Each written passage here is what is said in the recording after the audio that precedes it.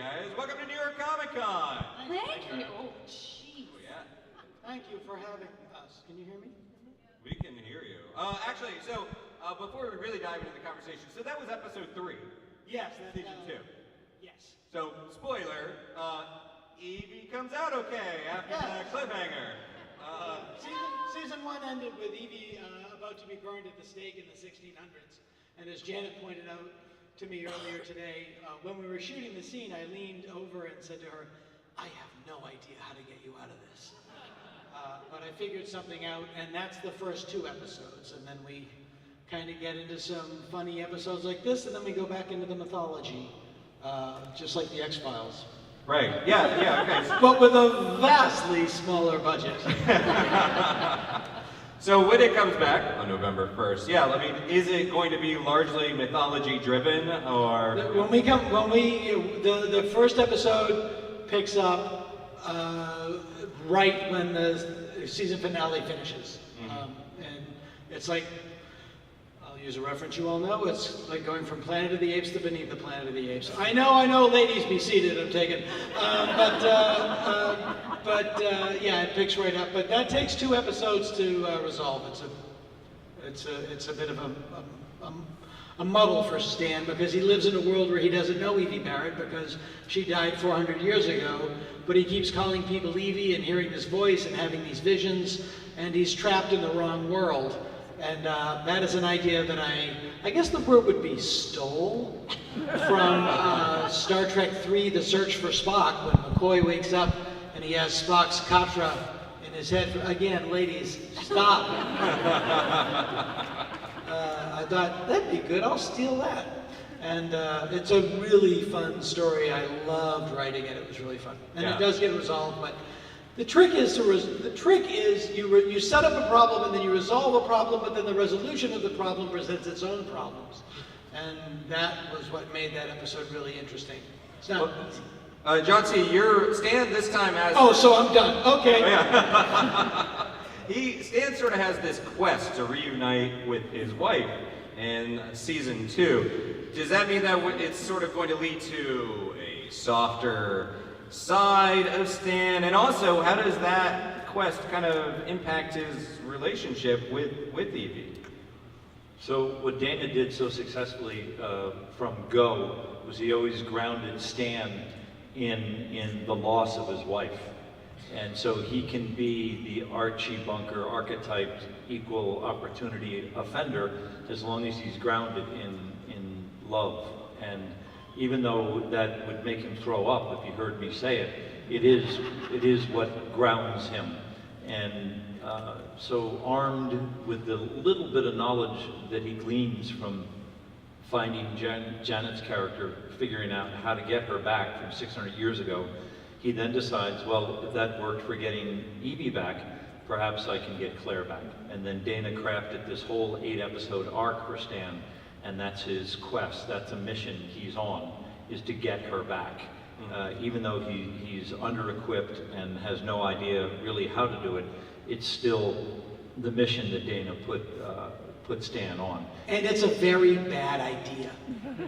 No, it's great. It's a great idea. No. It's a bad idea for Stan to want to go back and play with fate like that.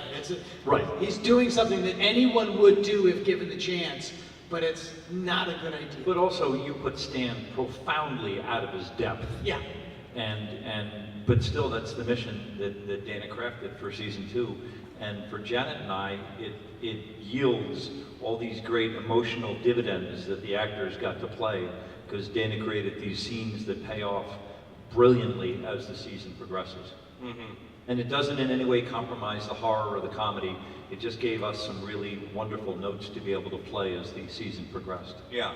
Well, and so Janet, we see with the excellent David Koechner playing your ex-husband, we see like a little bit more of Evie's backstory. Is that something that we're going to be exploring more throughout season 2, kind of dipping more into her story? Yeah. Oh, yeah, that's true.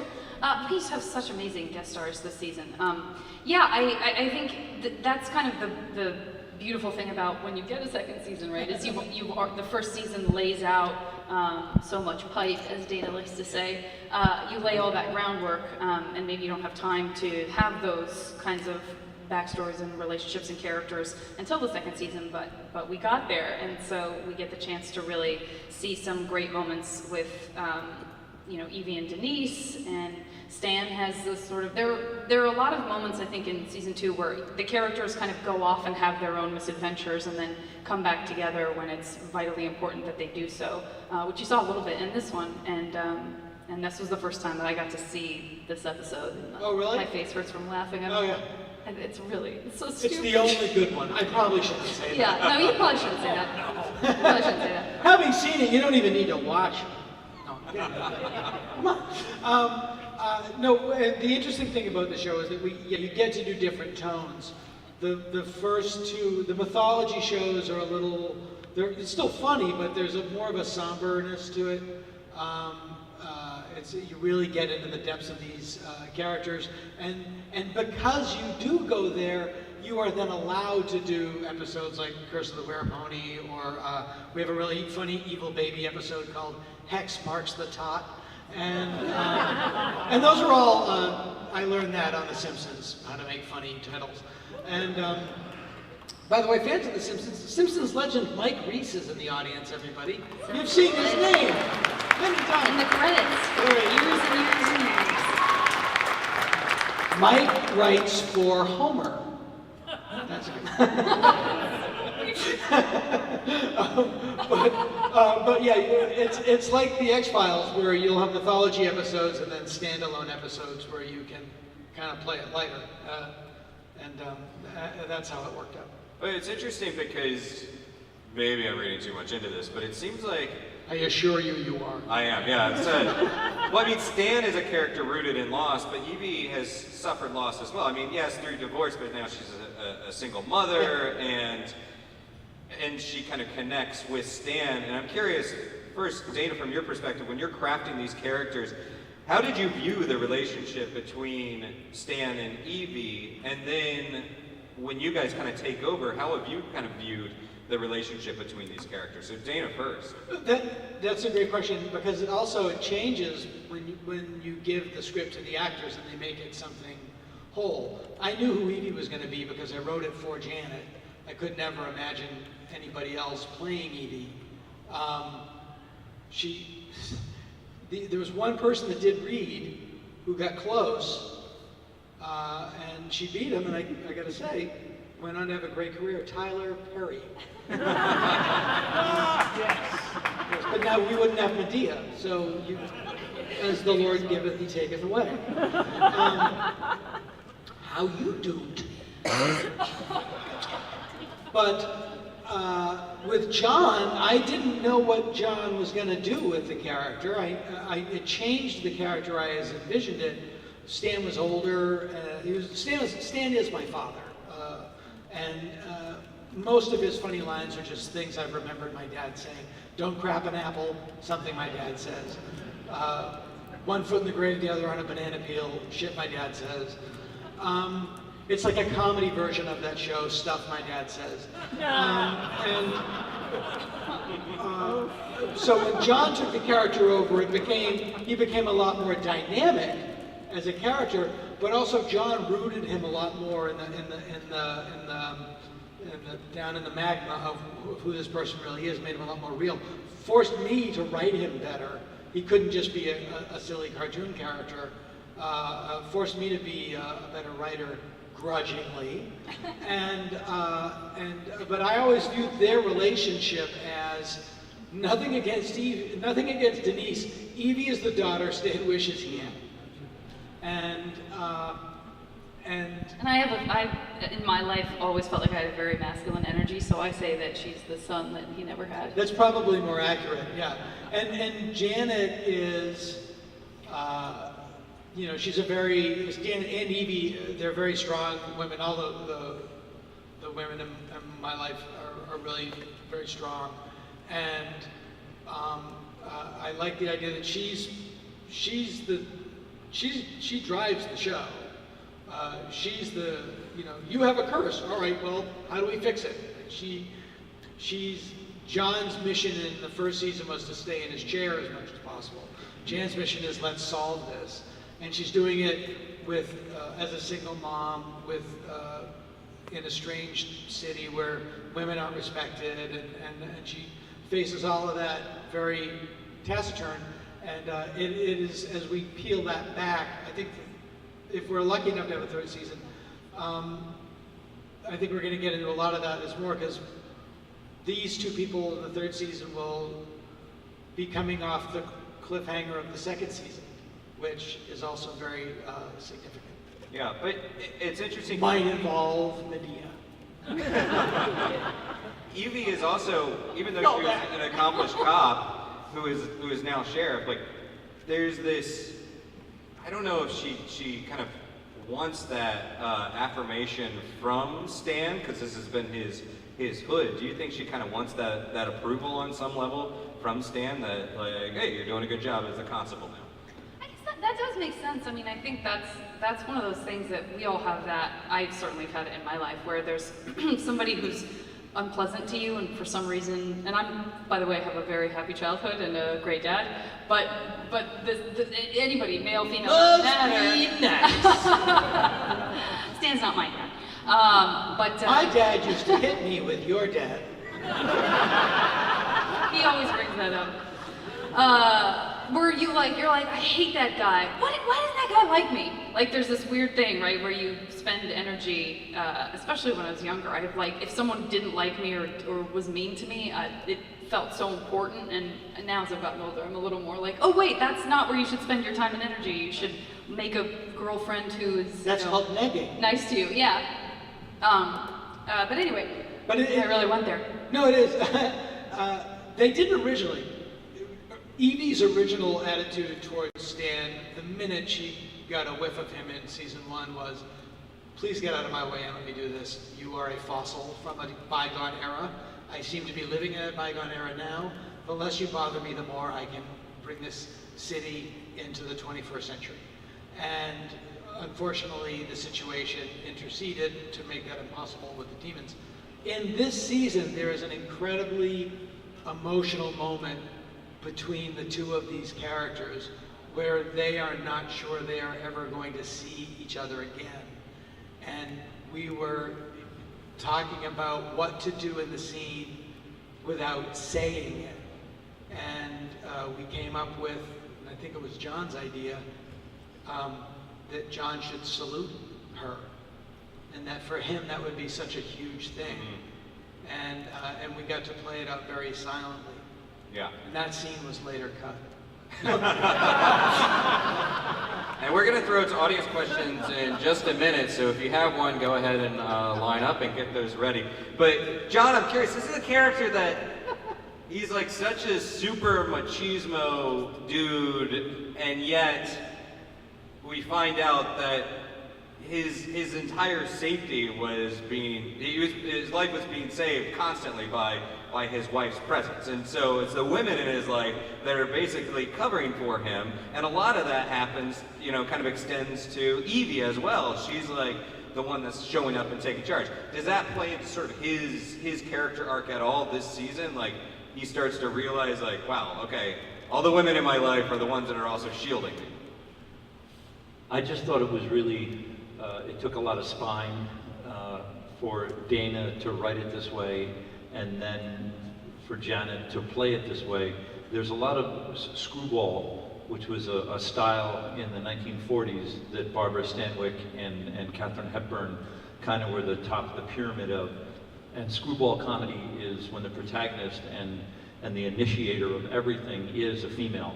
And so when Stanwyck and Hepburn would drive those scenes with Fred McMurray and drive those scenes with Spencer Tracy, that takes a lot of spine to write it that way. Plus, it takes a really skilled actor like Janet. And so when Dana put it that way on the paper, and then Janet executed that way, then Stan gets to fall in line behind that and be a reactor instead of an initiator. And there's a huge difference in those two ways of navigating a script. And that Dana put it down on the page like that, and then Janet, to execute it that way, made season 2 really pop, because it was one of the big takeaways from season 1, just how nimble Janet was at playing this style. That's so flattering. And Mr. Wheeler, let me get your water. And especially when you consider the fact that Janet, most of what you saw of Janet on that episode, drunk. No, but I watched that episode thinking, I don't understand how Evie would fall for Dave Koechner and not fall for Steve Ogg's character. Well, I was like, wow, she told to go out with that guy. He seems sexy and great. Dave Who's Dave Koechner? has let himself go. Dave has let himself go in the divorce.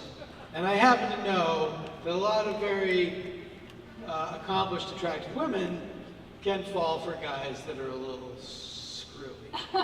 Well, you've got They the... later correct it with the help of attorneys, but that's another panel. You've got these great actors of Dave Koechner, Steve Ogg, like, and you guys all have... Many of you know Steve Ock from The Walking Dead. He's one of the And Westworld, and like, yeah. I mean, who I've never are... seen either show. I'm sure they're fun. They're quite popular. But he was so happy to do this. He's like, So funny. He's like, I'm so tired of all the evil energy. Thank you so much. Do you have other, because each of you have like a circle of like actors and comedians that you can call on. Any other people that we can look forward to in future episodes? This season we have David Koechner, we have Jeffrey Combs from Reanimator. Right. He's phenomenal. So great. Oh, Such a great guy. And that's all you put him in the show because you want to hang out with him. Patty McCormick, who was the bad seed, came in and knocked it out of the park. Yeah, there's a lot of them really amazing. Like David Higgins from the Higgins Boys Group, the sheriff at the beginning is Dave Higgins from Malcolm in the Middle. Malcolm in the Middle. And he's also, if you watch Jimmy Fallon, he's Steve Higgins' brother. All right. Just a little fun show business. family tree. Fun Yeah, fact. and both of them, the children of David Bowie. Another fact. Let's throw it to an audience question. Hi, how are you? Hey guys, big fan of the show. Thanks for coming to Comic-Con. Just wondering if there are any fun special effect shots or memorable special effect shots or monster sequences this season. Really like the Werepony. The Werepony looked great, by the way. The That was a hell Werepony of a was lot of fun. phenomenal. Yeah. I'll give you a brief example of how necessity leads to invention. We have an episode this season with we have a flying demon that came out great after they agreed to not do the thing that I thought would make it look great, which turned out to give 3 people a seizure. We have an evil baby, a demonic baby that transforms into a marginally larger demonic baby.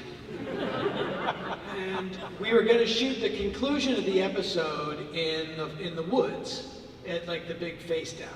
And in the last 2 weeks of production, it rained every GD day. And we couldn't shoot in the rain. There's a lot of issues. And so we had to come up with something. Like, and I was like, what are we doing? Like, I don't know.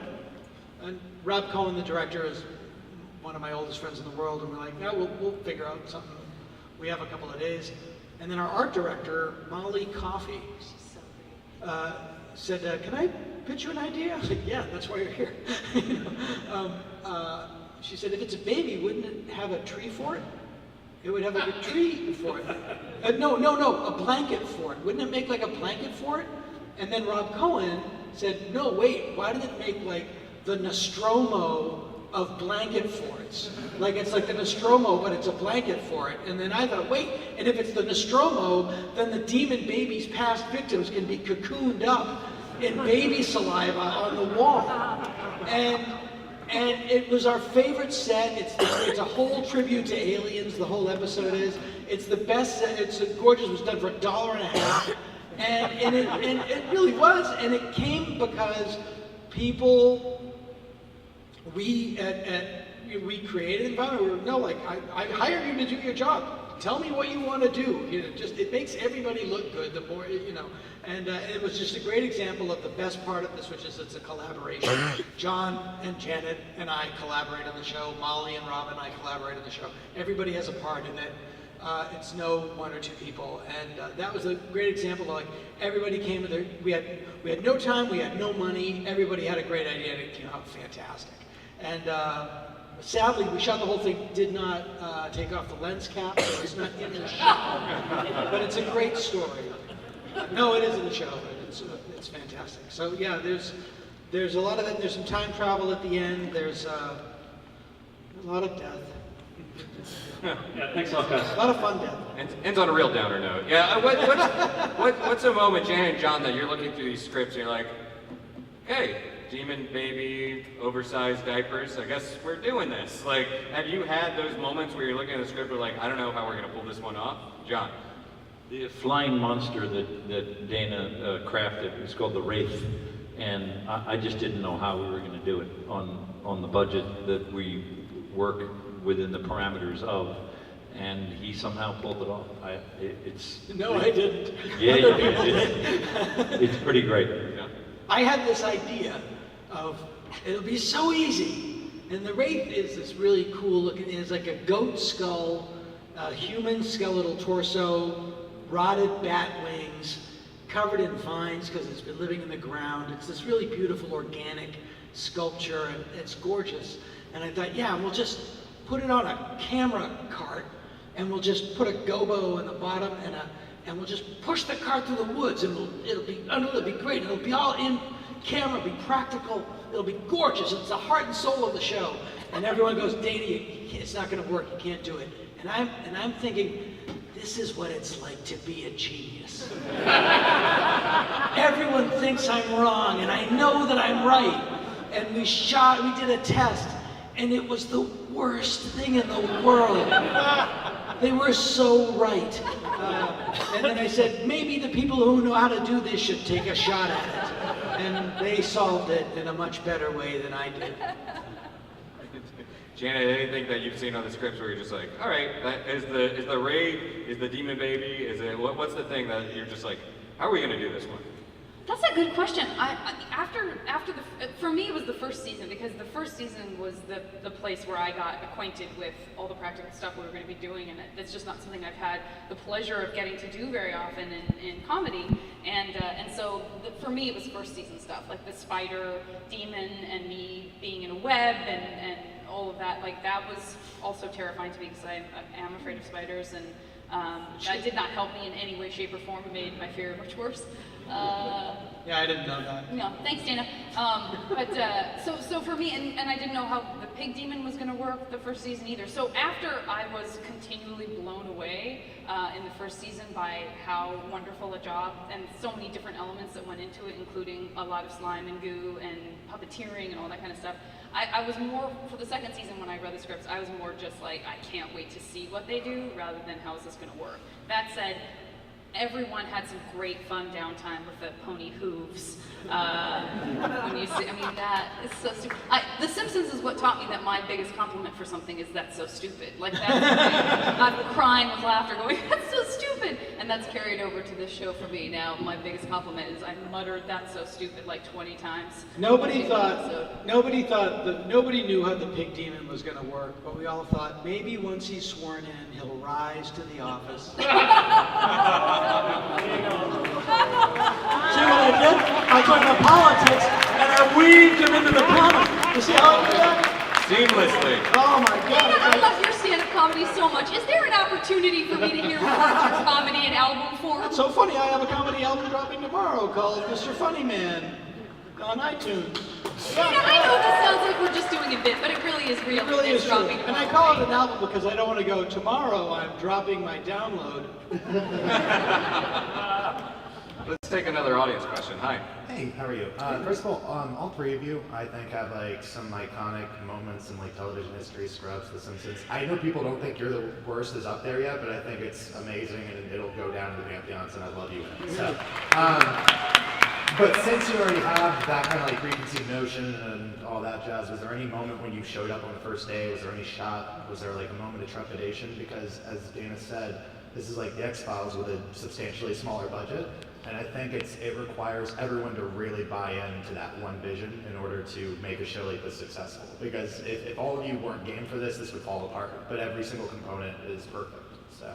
That's so nice of you to say. Yeah, you know what, I was talking about this earlier backstage, but I think Johnny and I, we determined that we actually really like getting in it and staying in it and just going hard. Like, we're just here, we're doing this, we're knocking it out, we're staying in that place, you know, sort of figuratively and literally, and so it's actually really great to work that way, oddly. You'd think that it would be, I mean, it's hard, it's definitely, there are elements that are a grind, but overall, I feel like that's kind of a super satisfying way to work, because you just don't have time to get lazy or fall out of it, or, you know, go do something else, and it really keeps you in it. And so I like it, you know, and maybe that's what you pick up on, and that's the whole crew. It becomes like this camp, right? A summer camp of people There's no who inauthentic joy to it. need Like, you each can yeah. tell everyone's happy. Everybody has to feel like that on the crew, and, you know, everybody's in it and supporting each other, and those guys work insanely hard and are fantastic. And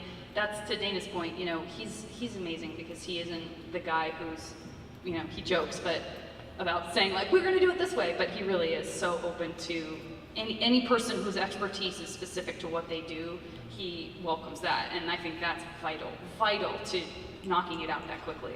Because you can always let people do their work and then just take credit for it later. Well, and I want to follow up with that, because yeah, the dynamic it holds, and that extends to John, your work with Deborah, who plays Denise. Like, this is such an interesting, it's a fun character that on paper almost doesn't seem like she's gonna work, but it's such a joy to watch. And the relationship between you two, it's kind of evolved in this way that it seems like he's becoming a better dad in a way. Would you agree with that? Well, I thought one of the most interesting takeaways from season 1 that Dana identified was that Deborah doesn't have to be in a perfect, Deborah Baker Jr., who plays Denise, doesn't have to rely on a perfectly constructed scene with another character. And what I mean is, she's kind of the female Jonathan Winters of her generation. And you can put her, like in the episode you just watched, she just creates a fucking pony village. And she can function within that. And that's largely independent of Janet. And so Dana wrote all these scenes where Deborah can function independent of everyone else, because that actor can create these universes and these worlds that are stunning without having to rely on witty repartee with another character in the scene. As far as her relationship with her father in the second season, Dana wrote Stan so mono-focused in the second season on this mission that he put him on. I didn't pay much attention to her character-wise.